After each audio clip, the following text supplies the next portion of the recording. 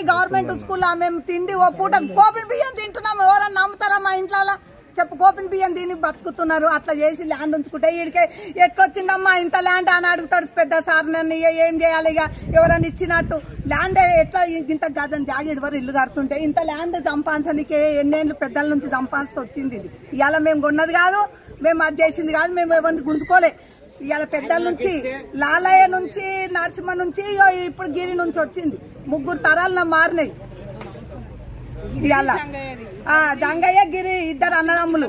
ఇవాళ పెద్దల నుంచి వచ్చిన ఆస్తి ఇది. ఇవాళ మేము ఎవరిది గుంజుకోలే, ఇవాళ ఎవరిది అది చేయలే. ఎక్కువ ఉంటే మా ఎంత ఉన్నది అంత ల్యాండ్ కొలిచి ఎక్కువ ఉన్నది తీసేసుకో అంతే. మాకు అవసరమే లేదు, అది లేదు.